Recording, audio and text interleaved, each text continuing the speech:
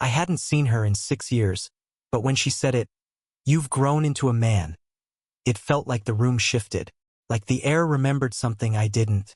She stood near the kitchen counter, one hand resting on the rim of a wine glass she wasn't drinking from. My father had gone upstairs to take a call, leaving us in a silence that wasn't really silent. It was full of things we didn't know how to name yet. The same woman who used to ask if I was keeping up with my studies now looked at me like she was measuring distance. Not in years, but in something else. Her name was Clara, and it used to sound ordinary. Now it didn't. She smiled a little, polite at first. "You always had that look," she said, eyes catching mine before slipping away. "What look?" I asked. "That you were trying to figure people out." Her voice hadn't changed, soft, low, the kind that seemed to linger in the corners of a room after she spoke. She wore a black blouse, sleeves rolled up, hair pulled back loosely like she hadn't meant to impress anyone, but somehow still did. I said something, I don't even remember what, and she laughed, quiet and sudden. The sound felt like memory and danger at once.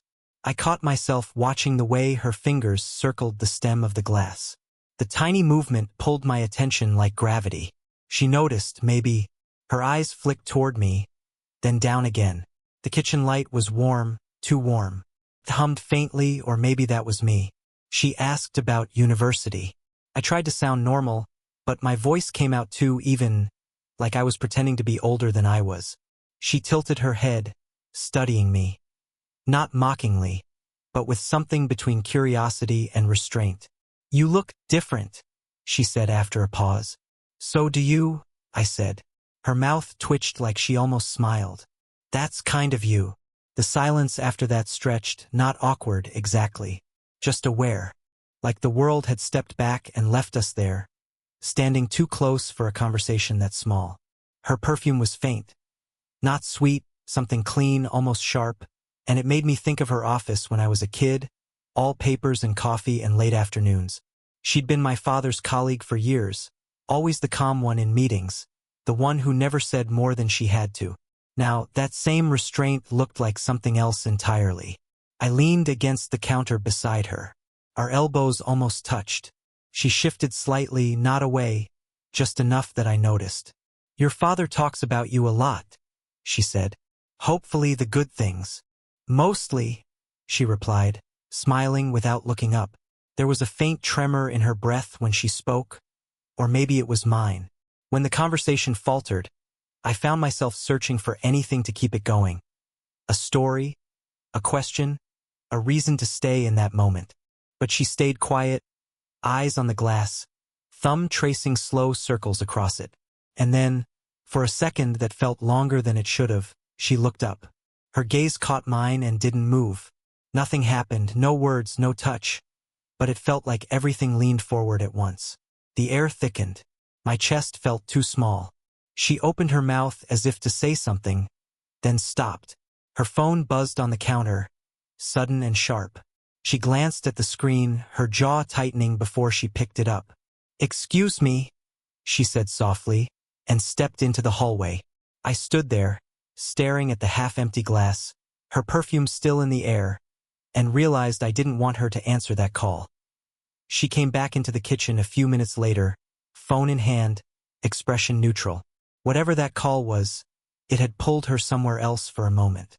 But when her eyes found mine again, the distance shrank, like the air had rearranged itself to make room for us. My father's voice floated faintly from upstairs, muffled, distracted. The sound of a man too absorbed in business to notice silence happening below him. Clara leaned against the counter again, not as close as before, but close enough that I could see the tiny pulse in her neck. She cleared her throat lightly. "Sorry. That was work. Always work." I nodded. "You never stop, do you?" A soft exhale, half a laugh. "I don't really know how to anymore." She said it so simply, but there was a weight under the words. Something tired, familiar. I wanted to ask more, but she was already changing the subject. "So, you're studying psychology now, right?" "Yeah," I said, smiling. "Guess I inherited the habit of trying to understand people who don't want to be understood." That made her glance at me, quick and sharp. Then her eyes softened. "Careful," she said. "That habit can make you lonely." Her tone was too even to be casual. For a second, she seemed older than the years between us. Not because of age, but because she'd already been through something I hadn't yet learned to name. The kind of solitude that doesn't come from being alone, but from being unseen. I wondered about her marriage. She never talked about it when she and my father worked together. I only remembered once seeing her husband at a company dinner. Stiff, polite, more interested in his watch than the woman beside him. I caught myself staring again. The line of her collarbone, the way a strand of hair had slipped loose from her bun. I looked away before she noticed, but I could feel my pulse betraying me. "Clara," I said quietly, "can I ask you something?" She tilted her head, a little wary. "Depends what it is. Why did you stop coming around?" Her lips parted, then closed. The answer hovered there, unsaid. She turned toward the sink, rinsing her glass even though it was already clean. "People talk," she said finally. "And your father, well, he thought it was better if I kept some distance. You were younger then." I felt something sharp twist in my chest. "And now?" She dried her hands with a towel, slow, deliberate. "Now you're not." The silence that followed was electric. She didn't look at me, but the way her shoulders tightened said enough. I took a step closer, just one. The scent of her perfume reached me again, softer this time, like it had grown tired of pretending not to exist. She turned slightly, her arm brushing mine. Neither of us moved. "Clara," I whispered, not sure what I meant to say after that. Her breath hitched, a small, fragile sound. She looked up, eyes searching mine for something she couldn't admit out loud. Then she said, almost under her breath, "You shouldn't look at me like that. I can't help it." Her hand trembled slightly as she reached past me to set the towel down. The back of her fingers grazed my wrist. Just that. A brief, unplanned touch, but it felt like confession. She didn't pull away right away. And when she finally did, it wasn't because she wanted to. It was because we both heard footsteps on the stairs. She stepped back, straightening, her voice low but steady. "He's coming." I nodded, forcing a breath I hadn't realized I was holding. But before my father entered the room, she met my eyes once more. And this time, she didn't look away. It happened again 2 nights later. My father had asked her to stop by and help finalize a report for the board. He'd fallen asleep on the couch halfway through a documentary, leaving the two of us in the living room surrounded by papers, laptops, and too much quiet. Clara was seated across from me at the coffee table, her reading glasses sliding down her nose. The lamp cast a soft light on her face, tracing every line like the world was daring me to notice. I did. Couldn't not. She sighed, rubbing her temple. "I swear these figures are never right the first time. Maybe you just need someone to double-check your math," I said, teasing lightly. Her eyes flicked up. "Oh, you think you're qualified now?" I shrugged. "You said I've grown into a man. Might as well start proving it." That earned the faintest smile, quick, then gone. But it lingered somewhere between us anyway. The sound of the clock filled the space. Every second felt louder than it should. She leaned over the papers, reaching for her pen. It rolled toward me instead. I caught it before it hit the floor, and when I handed it back, her fingers brushed mine. Neither of us moved fast enough to pretend it was nothing. The contact was small, almost polite, but it lit something that both of us tried to hide. Clara looked down, focused too hard on the document. "You should be careful," she murmured. "Of what?" She hesitated. "You don't know what this looks like." I leaned back slightly, watching her. "Do you?" That question sat there, heavy, until she let out a small, uneven breath. "Yes," she said quietly. For a while we worked in silence. The glow of the screen painted her skin in soft gold. Every time she shifted, my body reacted before my thoughts caught up. Her scent, the quiet sound of her sleeve brushing the table, the way her lips tightened when she was trying not to look at me. I thought about the first time I met her, how she'd crouched down to my height, told me I looked like my father, then smiled in a way that didn't belong to anyone else. That memory shouldn't have felt dangerous. But now it did. A soft knock at the door snapped us both upright. "Clara?" My father's voice called, groggy. "Everything okay?" She straightened immediately, closing her laptop halfway. "Yes, just finishing the edits. Go back to sleep, James." "All right," he mumbled, footsteps retreating. She exhaled, shoulders dropping. I hadn't realized how close I'd leaned in until she turned her head and our faces were inches apart. Neither of us moved. Her breath touched my cheek, warm, hesitant. My pulse pounded in my ears. "Clara," I said, almost a whisper. Her eyes flicked down to my mouth, then back up. For a split second, I thought she'd close the distance. She didn't. Instead, she pushed her chair back slightly. The sound of it scraping the floor was louder than it should have been. "This isn't fair," she said, voice barely holding steady. "To who?" "To you," she said, "and maybe to me." Her hand brushed the edge of the table. A nervous, restless movement, then stopped. "I should go." She gathered her papers with trembling fingers. I watched her, wanting to stop her, but she looked up before I could speak. And whatever she saw in my eyes made her falter. For a heartbeat, she didn't move at all. Then, quietly, she said, "You make it very hard to do the right thing." She left without looking back, but the faint scent of her perfume clung to the chair where she'd been sitting, like proof that she hadn't really left at all. That it rained that evening. The kind that turns every streetlight into a blur, the world washed in silver and silence. I hadn't expected to see her. But when I opened the door to leave, she was there. Standing under the awning, rain dripping from her coat, her hair half undone. "Clara?" "I tried calling," she said, voice uneven. "Your father's out of town. I thought—" She stopped herself, shaking her head. "I shouldn't have come."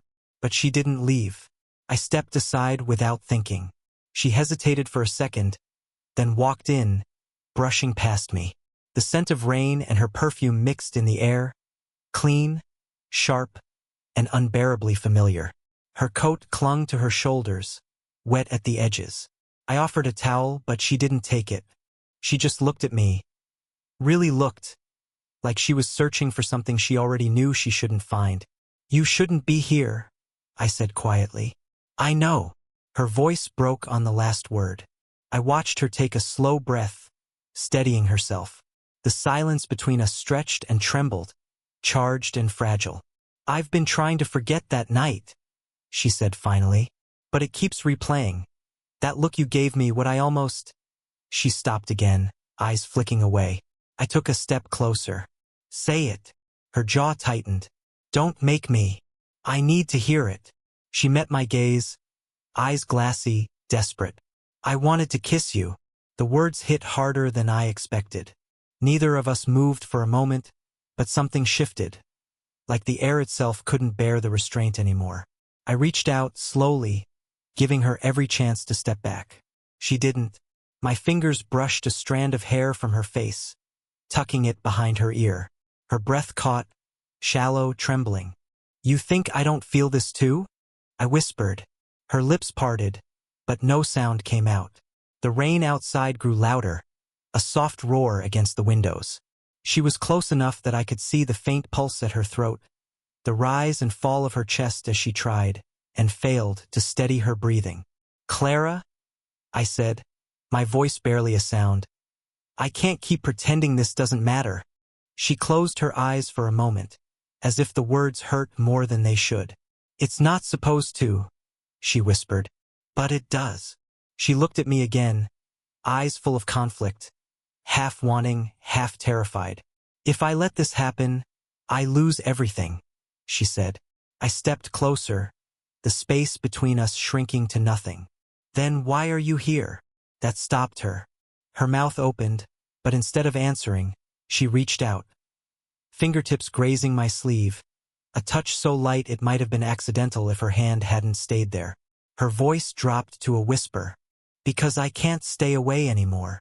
That was it, the confession that couldn't be taken back. We stood there, breath to breath, neither daring to move first. My hand found her waist, hesitant, and she didn't pull away. Her body leaned into mine, just barely, like gravity had made the choice for her. The moment stretched, too full, too fragile, until she tilted her head up, eyes flicking down to my mouth. Then, just as the world seemed to narrow to that single heartbeat, her phone buzzed again. Loud, relentless. She froze. I felt her breath catch against my skin. The sound broke the spell. She stepped back, trembling. I have to. Don't, I said, but she was already reaching for it, her hand shaking. The screen lit, her face pale blue. She didn't answer. Instead, she looked up at me, eyes wide and unguarded. If I don't stop this now, she whispered, I won't be able to. And before I could reply, she turned, and the door clicked behind her, leaving the echo of what almost happened hanging in the rain. 3 days. That's how long it took before I saw her again. I tried to convince myself it would fade, that I'd wake up one morning and she'd go back to being what she was supposed to be. My father's colleague, a name in his phone, a polite smile over dinner. But when she texted, "We need to talk," I didn't even hesitate. She asked to meet at the cafe near her office. Neutral ground, I guessed. But the way her fingers tightened around her coffee cup told me there was nothing neutral about what was coming. You shouldn't have come, she said quietly, not meeting my eyes. You're the one who asked me to. She sighed, shaking her head. I shouldn't have. For a moment neither of us spoke. The hum of conversation around us felt distant, like we were sealed inside something fragile. Finally, she looked up. Your father knows. The words landed like a punch. What? She nodded slowly. He didn't say how much he saw, just that he noticed things. Her voice faltered. He asked me to take some time off, to think. I leaned back, trying to breathe, but the air felt thin. And what did you tell him? That he was wrong. Her voice cracked on the lie. She didn't need to explain. It was written all over her face. Something in me twisted, guilt, maybe, or something sharper. You lied for me. She looked down at her hands. No, I lied for both of us. I wanted to reach for her, but she sat too still, her composure stretched thin. He said you reminded him of himself when he was younger, she said, almost to herself. I didn't know what to do with that. I swallowed hard. Does he think something happened? He doesn't need proof, she said softly. He just needed to see how you looked at me. That silenced me, because she was right. I'd never been good at hiding it. A long pause. Then, in a voice barely above a whisper, do you regret it? Her question caught me off guard. No, I said. Not even a little. That broke something in her. I saw it in the way her breath shook, how her shoulders tensed as if holding herself together took effort. Don't say that, she said. Why not? It's the truth. Her eyes met mine, sudden and fierce. Because if I believe you, I'll ruin everything I've spent years protecting. The cafe felt smaller suddenly, the noise fading to a dull hum. She stood, gathering her coat, her movements sharp, restless. I stood too, blocking her path before I could think better of it. Clara? Don't, she whispered, stepping close enough that I could feel the warmth of her breath. Don't make this harder. I reached up, fingers brushing her sleeve. She froze, not because she wanted to pull away, but because she couldn't decide if she should. Her pulse fluttered under my fingertips. I can't undo what you've started, she said, voice shaking. I tried. God knows I tried. Then stop trying. Her laugh was quiet, broken. You think it's that simple? No, I said, but I think it's real. That stopped her. For a second, her face softened, like she wanted to believe it too. Then she whispered, he asked me to mentor you for the summer. I blinked. What? Her lips pressed into a thin line. He said it would be good for you, for your career. We stood there, inches apart, the weight of that twist hanging between us. What had been dangerous before had just become impossible. And yet, as she brushed past me to leave, her shoulder grazed mine. Slow, deliberate. And for the first time, she didn't say goodbye. She only said, don't make me choose, because I don't know if I can choose right. Then she was gone, and the door swung closed behind her, leaving the air full of everything neither of us had the courage to finish. The office was almost empty that night. End of quarter, half the staff already gone. The hum of the city seeped through the tall windows, and the rain from earlier had left the air heavy, still. Clara sat at her desk, light from her monitor flickering across her face. I stood in the doorway watching her before she noticed me. "You shouldn't be here," she said without looking up. "You keep saying that," I said softly. "And I keep showing up anyway." That made her glance up. Her expression was tired, worn thin from days of pretending. "You know what your father told me today?" she asked.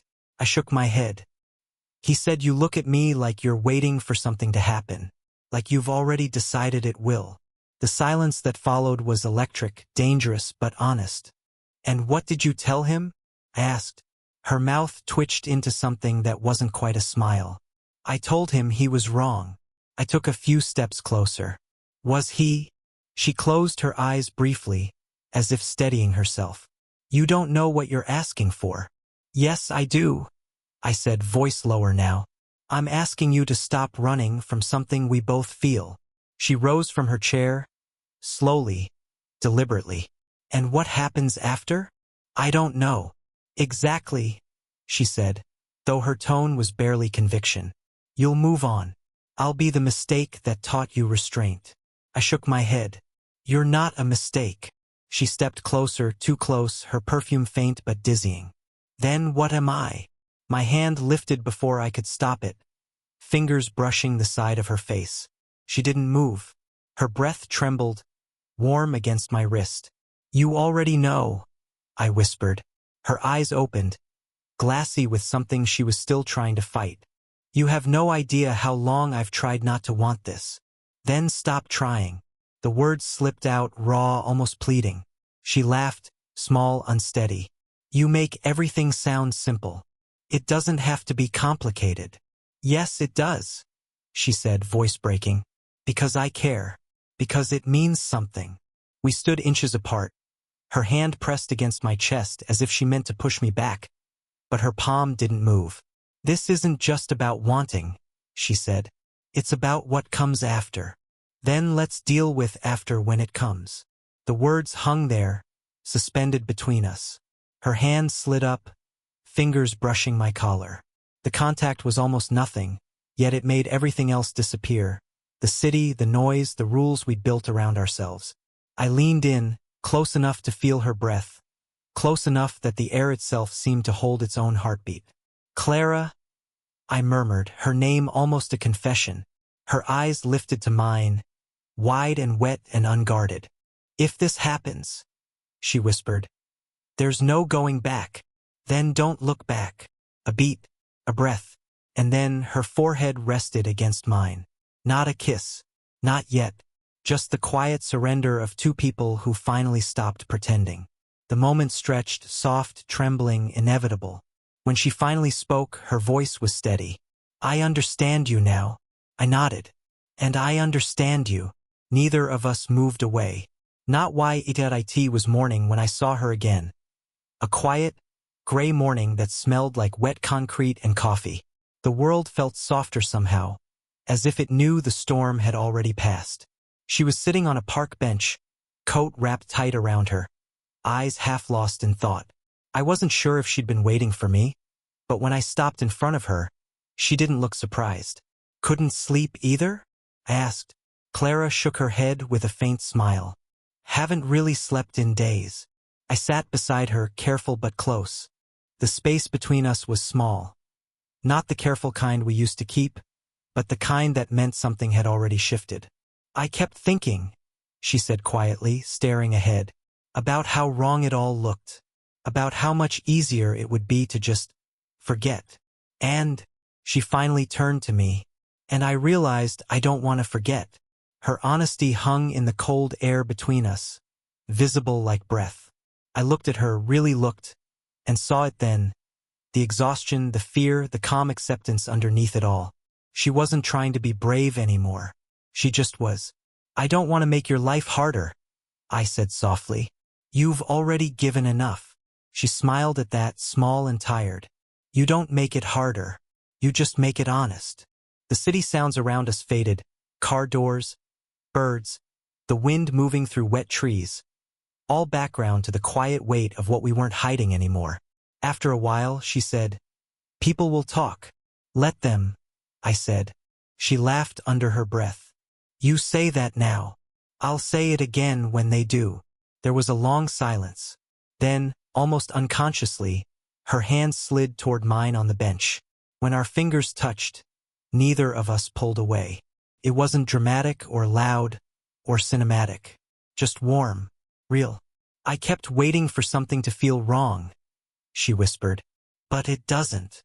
"Because it isn't," I said. Her eyes lifted to mine, searching. Still cautious, still human. And then she leaned in, resting her head lightly on my shoulder.